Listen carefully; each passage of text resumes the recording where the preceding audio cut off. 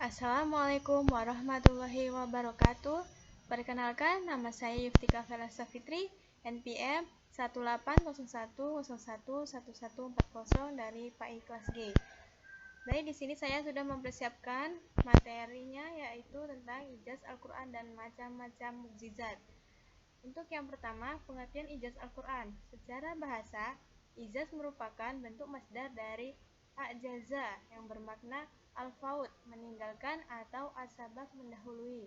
Az-Zarqani mendefinisikan ijaz sebagai sesuatu yang melemahkan atau menundukkan manusia yang beragam untuk menghasilkan sesuatu yang semisal dengannya, atau disebut juga sesuatu yang berada di luar dari kebiasaan, di luar dari sebab-sebab yang dapat diketahui secara detail, di mana Allah menciptakan ketika seseorang menentang bukti kenabian ketika dakwah disampaikan kepadanya.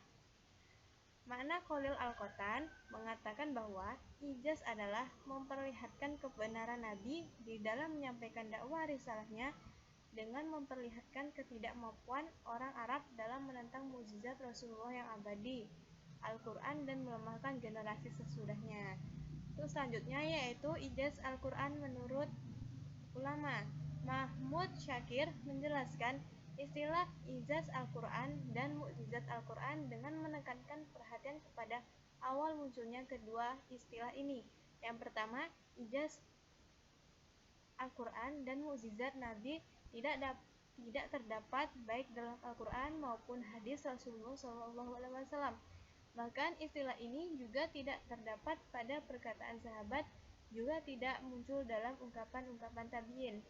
Kedua kata lainnya yang semakna dan menyertai kemunculan kata ijaz adalah at-tahdi. Kata ini juga merupakan kata yang muhaddas atau muwalat, tidak terdapat baik di dalam Al-Quran maupun hadis Rasulullah, juga tidak terdapat pada perkataan para sahabat, dan tidak ditemukan dalam ungkapan tabi'in. Selanjutnya yaitu macam-macam mukjizat.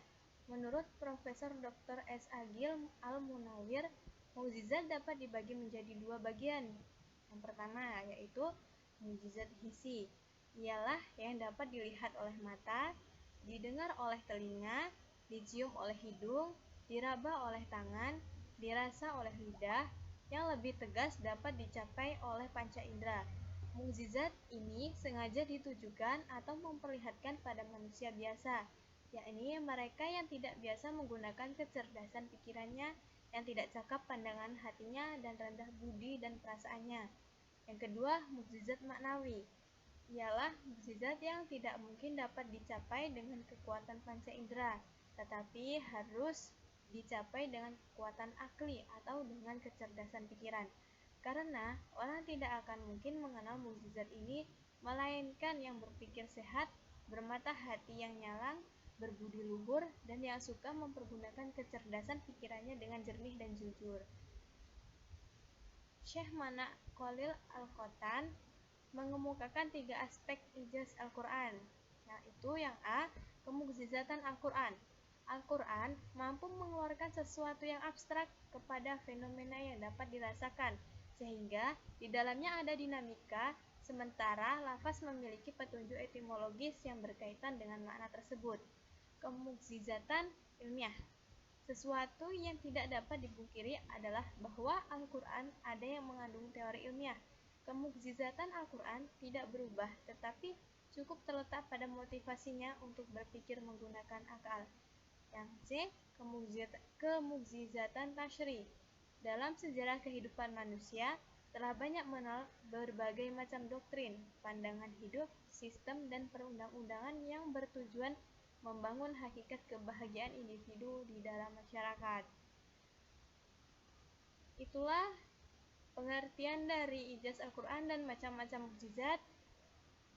Sekian materi yang saya sampaikan. Terima kasih dan saya akhiri. Wassalamualaikum warahmatullahi wabarakatuh.